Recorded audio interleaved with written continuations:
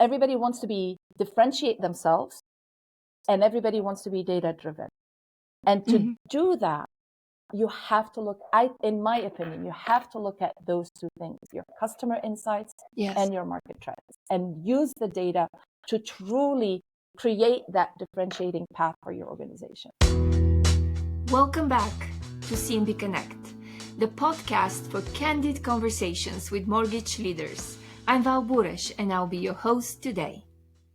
Today, I am thrilled to have a true powerhouse in the mortgage industry, Suha Zehl. Suha has worn many hats over her 3 decades of experience in the mortgage industry. Suha is a certified mortgage banker, a CMB. She's the founder of Z Technology Solutions, and her career spans from being the Chief Information Officer at Guidance Residential, where she helped the company grow to over $1 billion in loan volume, to being the Chief Analytics Officer at EPM. And it was during her time at EPM that our paths crossed, actually. And I got to see Suha in action. And then we continued to keep in touch. And now Suha is part of the CMB Society. And I know that she's also a passionate advocate for education, for mentorship in our industry.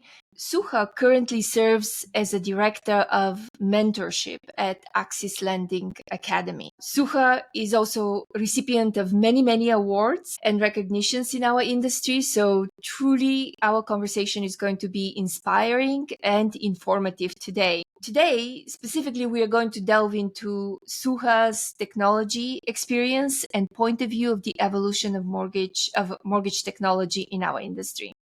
So without further ado, I'd like to welcome Suha Zehl to CMB Connect. Thank you so much, Val. It's wonderful to be here, and I really appreciate the opportunity to be on CMB Connect today. You entered the mortgage industry in 2002, right? Right. And that's the time when our industry was heating up and originations were really through the roof. 2002, the mortgage originations were around 16 million. And so you saw them going up and up. How did you decide to enter the industry precisely at that time? I would say this was perfect timing.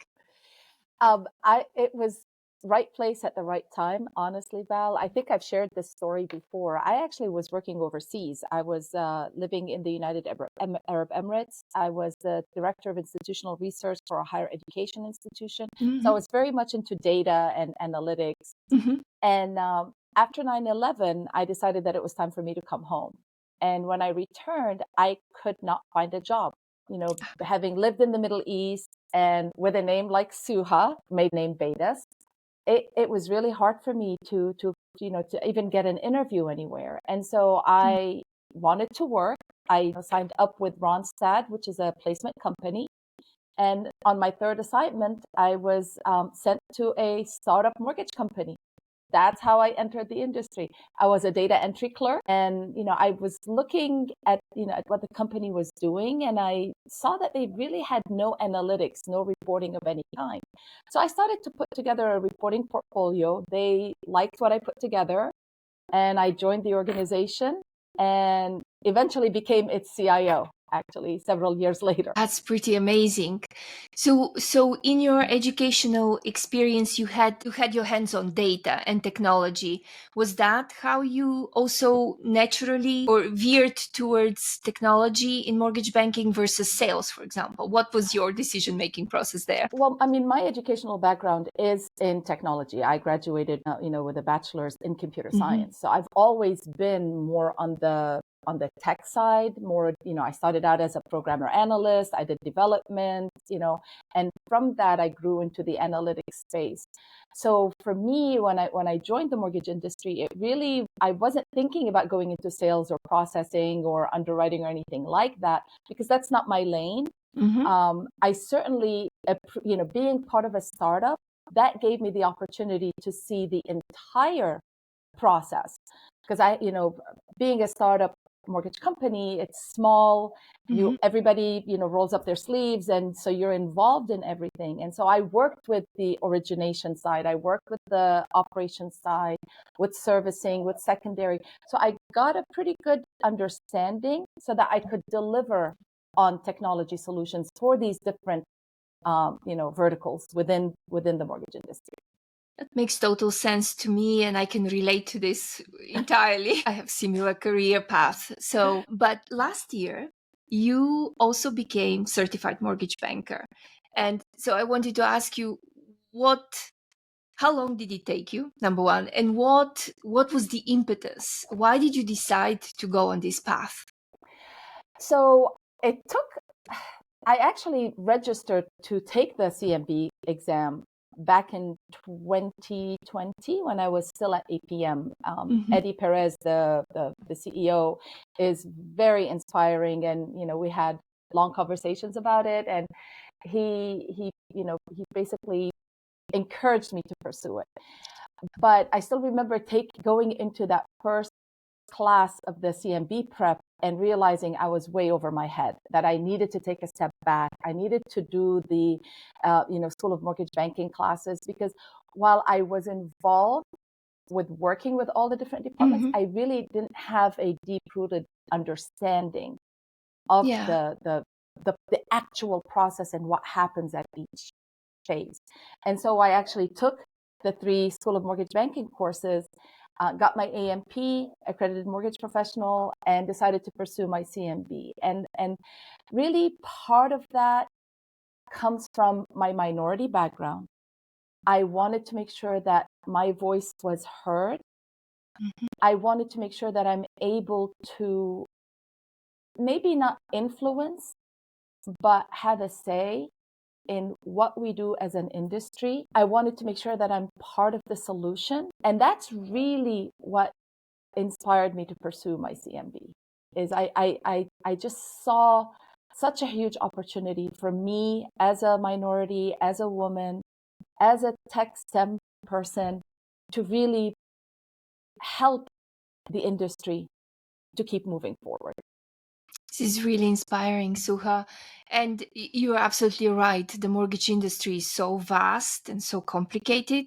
You can't just take it in within 6 weeks. You can't, which is the CMB prep course. Yep. I did the same thing. I went through School of Mortgage Banking because I also want to be thorough. Yeah. So in 2003, when you were part of the startup Guidance Residential, we saw the mortgage industry reaching really all-time, over at least the last 24 years, all-time high in terms of number of loans produced, more than 21 million.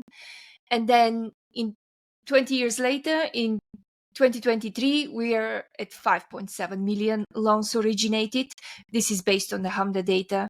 Of course, there are different benchmarks there, but based on that one data source, we saw this up and then down. And you have been in the industry for these 2 decades, really hands-on with technology. Can you share with us, from your perspective, what are those key milestones? What were those transformative technology solutions that you saw? I would say, I kind of put them in decades. So if you look back at the 2010s, I think we saw the rise of fintechs, yes, financial technology. We saw the birth of the digital mortgage, where, a lot of providers and lenders were looking at ways to streamline the process. We started to see digital document management, OCR technology. We started to see so many things were kind of given birth. The idea was imagined, and we started to actually implement on it.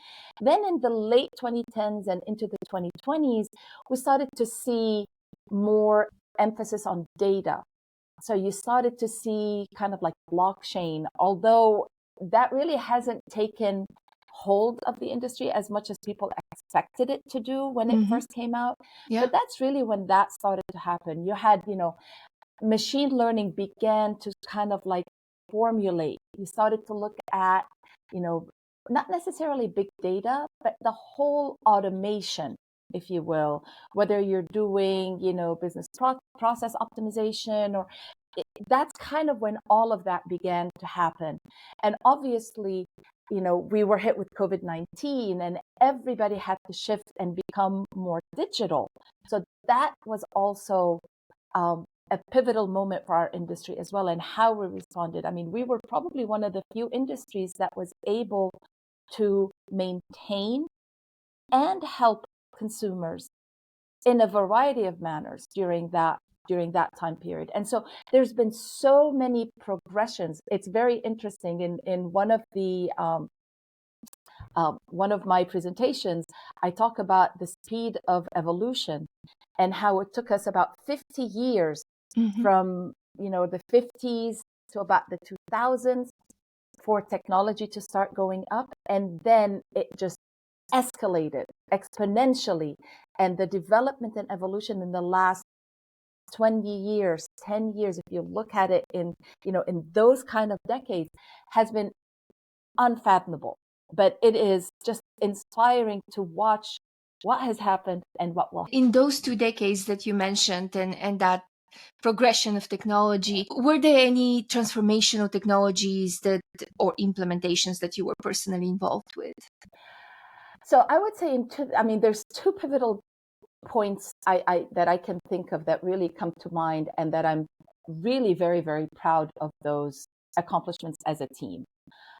In 2008, right when the whole industry was going through its really significant downturn, if you will, we were able to develop, and this was not something that a lot of organizations were thinking about, but we developed a proprietary point of sale system for our sales staff.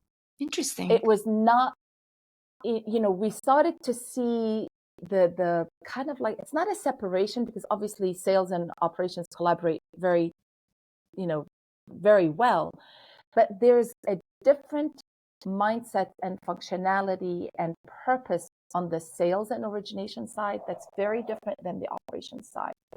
And so we were able to develop over a series of years. And obviously this, when it first came out, our first version of it was not what it is today. We're actually still using that proprietary system, by the way. It has evolved tremendously, but it was an integrated, the roadmap and the thought process for that was to create an integrated point of sale system where the loan officers would live and be able to do their day-to-day job without having to rely on anyone, without having to rely on the operations team to tell them what's happening with the loan, where it is, and all of that. That was a very, very proud moment for us as a team to be able to develop that. If you think about it, APIs really were not that common at that time. And so building the relationships with the different vendors, being able to create this ecosystem that was very self-sufficient was really significant. And I would say the second most pivotal moment, of something that I personally was involved in implementing was back in 2015. So about 7 years later, as our point of sale was evolving, as our operations team was evolving as well, we realized that we needed to move to a digital document management and move away from paper files, thick with pages and the left side and the right side. Right. It really had to, we had to move away from that. And so we partnered with a fintech, and we were able to truly within 6 months become a paperless office. And that's also a significant improvement in our internal process.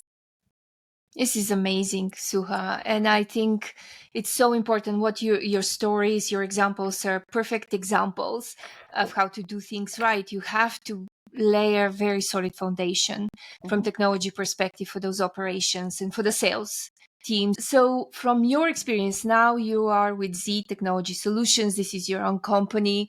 What kind of technological challenges do you still see that your clients or in the industry in general, do you see that lenders specifically are still struggling with? I think the biggest challenge, in my opinion, that I see with clients when we have conversations is truly on tech selection and adoption. during the height of COVID, Mm-hmm. when production was skyrocketing, everybody was buying technology because, oh, I heard this is great, so I'm going to Yes. buy it. Oh, I heard this can do this. There was no due diligence. There was no methodology of how you're going to implement, how it's all going to integrate. So the adoption piece became very, very critical and very, very challenging. I mean, I've heard of lenders that have in their tech stack over 15, 20 different systems. Nothing talks to anything. Wow. It's all, siloed and separate. And I think that's probably one of the biggest challenges, is not Mm-hmm. having the right strategy, the right roadmap, as you said, laying the right foundation and wrapping that up with change management methodology. Because without change management, you are going to struggle with adoption. Yes. And so I think that, you've got technology and you've got people, and change management is what brings those two things together. And so you have to have your project management office, you have to have your change management office. They have to collaborate. You have to have the right roadmap, and you have to set the right expectations. You have to ask the right questions of your vendors and partners. Nothing against any company out Of there, course. but everybody will try to sell you ice to Eskimos. Will it do that? Of course it will do that. But then when you come down to it and you are implementing it, and you find out that it doesn't. And so asking the right questions, knowing what problem you're trying to solve so that you find the right solution, is critical to your success. Yeah, very well said. And so do you think that change management should happen like 2-3 steps before the decision to implement a new technology or to buy a new technology? It really, they go hand in hand, because there's one really critical aspect of change management, which is referred to as ADKAR, which is awareness, desire, knowledge. Now I'm not going to acceptance and reward. And so you have to explain why this is important. Your staff, your employees, your associates, your customers need to understand why this change is necessary. And they need to be on board from the beginning to make sure that as you go through each phase, because obviously, I mean, we're no longer doing implementations that take 2 or 3 or 4 years. Technology is moving way too fast. Yeah. You have to be able to pivot and do things fast. And so you want to create that awareness and that desire right from the beginning. So your implementation and your change management have to be done concurrently. And that conversation needs to start from the top down and across as well, to make sure that everybody's on board and everybody understands what's in it for them, really. So in our industry, there is a new wave of technology coming, and this is the artificial intelligence. And so with that, there's a lot of buzzwords, a lot of things thrown around, and concepts and promises. So we hear AI, artificial intelligence, we hear ML, machine learning, data analytics, business intelligence. How do we make sense of all of that? Can you help us sort out those definitions and put them into context? Absolutely. So, I mean, they're all interrelated. They're all building blocks of each other, honestly.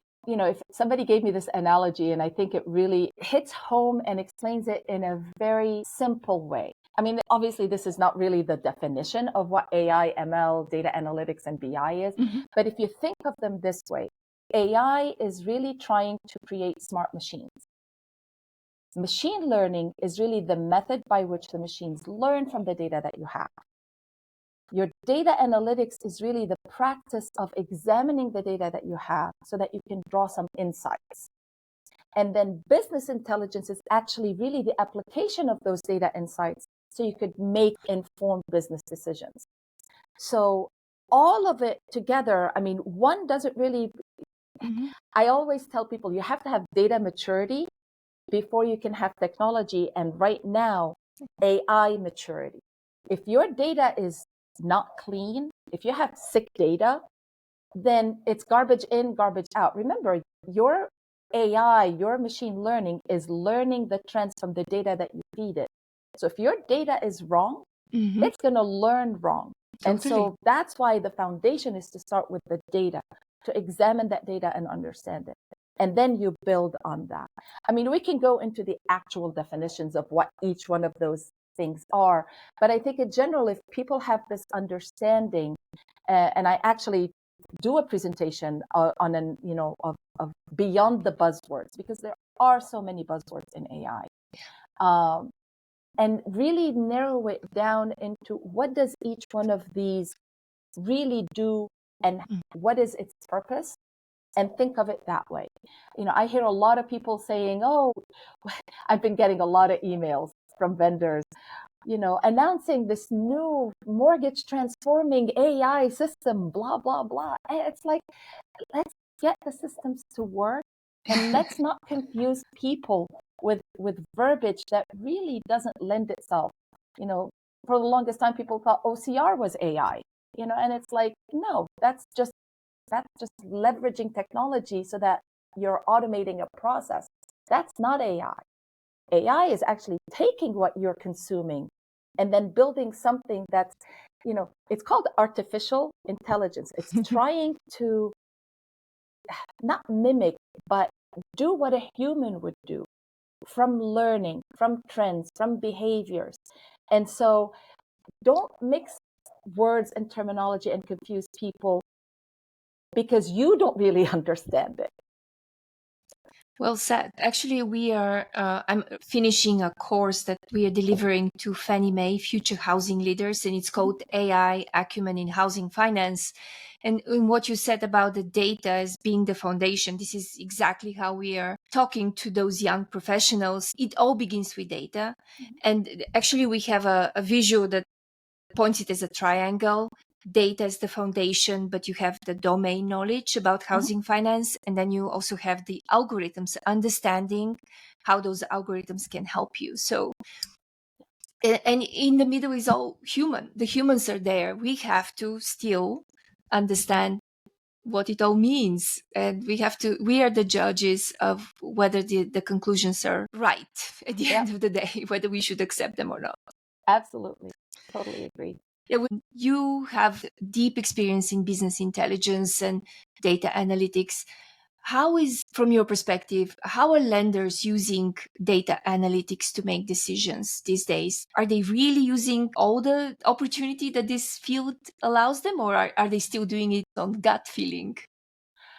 I think it's a mix of both, honestly, Val. I think back in like the 2016s and 2017, everybody wanted to be data driven. That was kind of like the buzzword back then. Yes. Is to be a data driven organization so we could make the right decisions. And I think organizations that are successful with leveraging their data are really doing two things. They're leveraging their data to get customer insights, and they're leveraging their data to get market trends. And so, because then they can better understand what their customers want, what their customers' needs are, and what their behaviors are, to help them understand how they can serve those customers better. And at the same time, by looking at the market trends, they can really understand what products and services they can offer their customers. And without the data to understand, listen, the mortgage process is a mortgage process. You originate, you sell, you process, you underwrite, you close, and it goes into servicing. It's a commodity product in a way. Exactly. Mortgage. Yeah. Exactly. It's how you deliver each of these areas, what you do in each of these areas that makes you different. So, everybody wants to differentiate themselves, and everybody wants to be data driven. And to do that, you have to look, in my opinion, you have to look at those two things, your customer insights and your market trends, and use the data to truly create that differentiating path for your organization. Suha, you have been named one of the most powerful women in fintech. I've been called many things, Val. Oh, I love that one. But this is really a great honor to have that title. And so I want to get your opinion. So when you look at the current landscape, What's beyond it? What are the most exciting emerging technologies on the landscape for mortgage lenders? Honestly, I mean, to answer the first part of your question, I think there's really no limits on what we can achieve. Actually, you know what? No, I'm going to change that. I'm going to say what we can achieve is really limited by our own imagination. So I like what that. we imagine, I mean, think about going to the moon. Yeah. We imagined as a country that we're going to go to the moon. And did we succeed the first time? No. Did we succeed the second time? No. It's a process. And so I think we have to really try to, I hate that phrase, think outside the box, but we have to think differently. We have to let our imagination lead us down that path. I think there's, the future of our industry with technology, actually in any industry, is really very promising. We haven't really started to leverage augmented reality and virtual reality. And I see there's a big, between artificial intelligence and those areas, there's a huge potential, a huge opportunity. We've started to look at open banking and APIs, and I think that's also another really huge area. Yeah. We haven't really started to look at, regtech, regulation, compliance technology to automate that process. There's a huge opportunity in QA, QC, in risk management, in fraud. From an innovation perspective, we've really focused on whether it's sales, and marketing, or operations automation and trying to do more with less, if you will. Right. But there are so many other areas in the mortgage process that we haven't really touched upon. Again, like I said, compliance, QA, QC, risk, fraud, servicing. There's so much that we can do. And I think that's where the future is going to be. So I like that we are only limited by our imagination. And I also share that philosophy. If you know where you're going, if you can imagine that future, now we have those tools, those AI, ML, and so forth, those powerful tools. We have the data that can take us there. Can you talk a little bit about how to do it responsibly? Because how can we innovate in the mortgage industry when, and you mentioned regulations, the regtech piece that we haven't innovated there, but how can we innovate when the mortgage industry is so regulated? 3 layers: federal, state, local, and then there are all these investor requirements and all sorts of other things that are put on mortgage lenders. What are your thoughts about that? It truly is a melting pot, because you do have to make sure that you are addressing each of these layers when it comes to, compliance and regulations. I think with technology and innovation, we still have to maintain our focus on data privacy and security as organizations. Breaches are so common these days that we almost, like we expect it. Yeah, and so we got used to it. Exactly. I mean, yes. I just got an email from AT&T about their biggest breach that just happened. Really? Because I was one of their customers. Wow. So, I mean, and that is happening repeatedly. So as organizations, we have to make sure that we're putting the guardrails in place. That's one of the things that we could use technology for. To make sure that we are adhering to the compliance requirements, that we are, and we're doing our own internal audits. So it's not a set it and forget it kind of thing. So you have to audit yourself. You have to make sure that you can build ethical AI solutions that are transparent, that they mitigate bias, because obviously learning can inherently create bias. And so you want to make sure that you are mitigating that bias that may be inherent to AI machines. And you have to be able to explain how decisions are made. It cannot be a black box. No. If a regulator tells you, why was this decision made, you can't say, well, the AI made it. Right. It's not a black box. You have to be able to explain it. And so the explainability, again, these are the buzzwords around AI. You have to be able to address those. You still have to be customer centric in your approach as well.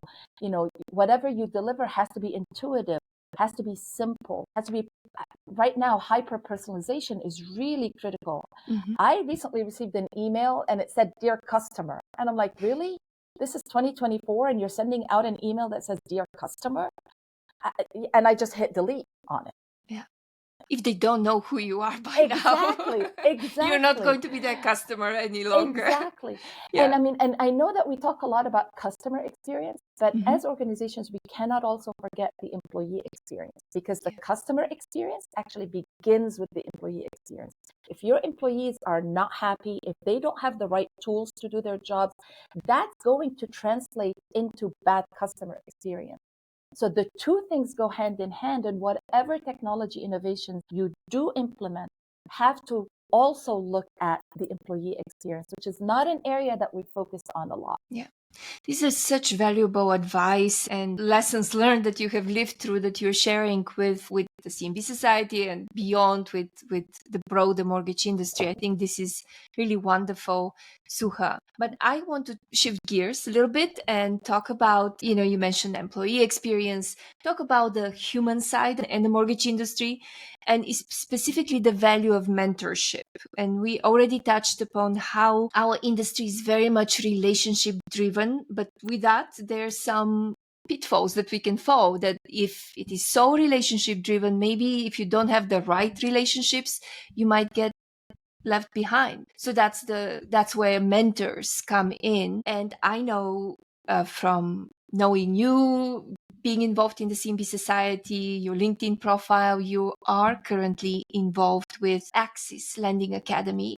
And I'm sure that you are a mentor already to young professionals. So what are the qualities of a great mentor in our industry? What do you see we have to build up, even certified mortgage bankers as leaders in our industry, so we can bring other people on board? First, actually, Access Lending Academy rebranded. It's actually Access 360 Lift now. Oh, okay. That's okay. And I'm actually, yes. Yeah, I'm actually on their board, and I serve as the director of mentorship. Great. Mentorship is very, very near to my heart. I mean, it's one of the reasons I started the Fear Advantage, which is a methodology that helps young professionals build the right path for themselves on their journey. But really, at its essence, the goal of mentorship is to build those lifelong relationships and to build long-term growth for the people that you are mentoring. And, to be a good mentor, if not a great one, you have to be able to listen, actively listen, and you have to have empathy. One of the things I talk about in the Fear Advantage is being interested versus being interesting. And the difference between those two is it's about you, because you want to be interesting, versus it being about the other person because you are interested in learning about them. And that's a huge, I think, characteristic of a good mentor, is somebody who's interested in the other person, whether it's well-being, whether it's professional, whether it's personal. It's how you approach that relationship. Obviously, as a mentor, your experience and knowledge plays a huge role. That's why you are mentoring someone. You're taking them under your wing and kind of like showing them the way, because that mentorship relationship is helping, and it goes both ways. I've learned from my mentees things that I didn't know, but it does play a huge role in that. And you have to be able to communicate well. You have to be able to give feedback, because if all you're doing is just sitting there, but you're not giving your mentee any kind of feedback, they're not growing. That growth comes from experience, from trying, from failing. And so you have to encourage them to go outside of their comfort zone, to actually try different things that they never thought they could try. You have to be kind of like the impetus for them and help guide them to where they want to go. I think you have to have a lot of patience, because sometimes mentees kind of like don't go the way you want them to go, if you will. And so you have to be able to support and be patient with them. And again, show them the way, because that's why you are mentoring. I don't know if that answers your question, but that to me are the qualities of a good, if not great mentor. That's very well said and very inspiring, actually, and makes me think Who can be a mentor and who can be a mentee? Does experience and age matter? Like I said, I've mentored young people and I've learned from them, and I've been mentored by somebody who's older than me, and it's a relationship, and you have to be able to. So there's a difference between coaching and mentorship, obviously. And one of my coaches always tells me a person has to be coachable and a person has to be open to mentorship. And so it's a two-way street. So we're talking about the qualities of a good mentor, but there's also qualities of a good mentee. And so having the right relationship, I may be able to mentor this person, but I may not be the right mentor for this person. And recognizing that is also one of the qualities of a good mentor. Yeah. I think it is that we see in an expert society, we are all experts in the CMB society, there is still a place for mentorship. Absolutely. It's not only based on age or experience. There's always something that we can learn more or improve in ourselves. So Suha, I have one question that I usually ask my certified mortgage banker guests. If you could change one thing about the mortgage industry today, what would it be and why? I think my answer is going to surprise you. I recently heard Tony Thompson from NEMBA speak at the Florida MBA. And one thing that he said really stood out to me. He said, it's not about selling, it's about engaging. So if there's anything that I would change about our industry right now, I would say we have to change our mindset. And we have to strive to make the mortgage process more transparent and more simplified for our customers, especially the first-time home buyers. I mean, buying a home is probably the biggest and most life-changing event that a person will undertake, especially their first home. And, if the process is so complex and there's so many terms and jargon and there's so much vagueness around it, that it's very confusing to our customers. I mean, and I know, that's probably not the answer you are expecting, but I think we have to be more accessible and more inclusive. We have to simplify that process. We have to educate and inform our customers. And we have to be their partners and their advisors so that we can inspire trust. Again, it goes back to that engaging and building that relationship. It's not a transaction. It's not a one-time transaction. If you approach it that way, then you are really only going to get one transaction out of that customer. And so that would be the one thing I would change, is how do we make it more inclusive, more accessible, simpler, transparent? And how do we create that educational platform so that our consumers and customers understand what the process is about, especially the first-time home buyers? I don't know whether I was surprised or not, but I was excited to hear it. And I think this is a great call to be more transparent and more engaging, especially with first-time homebuyers, because we know that they're coming. Every generation generates new first-time homebuyers. So how do we use technology? And I hope our conversation will be food for thought for other people. How do we use technology to engage this new generation? How do we become more transparent? And how do we build those relationships with the first-time home buyer segment? I agree. And, I'm going to leave you with this thought. I think technology is an accelerator. There is a great Steve Jobs video on YouTube where he talks about we should not start with technology and try to sell it. We should start with what the customer experience should be and work backwards to the technology, because it's humans plus technology that creates success. One does not work with the other. I can't thank you enough, Suha, for your time today, for sharing so generously your insights with us, and for really inspiring conversation. And I hope that you're going to come back to the CMB Connect. I know that I will be seeing you in the CMB Society. You're going to have many more contributions to our society going forward. So much. That's all for today's episode of CMB Connect. Thanks for tuning in, and remember to subscribe for more conversations with industry leaders. Until next time, keep connecting, keep learning, and keep pushing the boundaries of innovation. This is your host, Val Buras, signing off.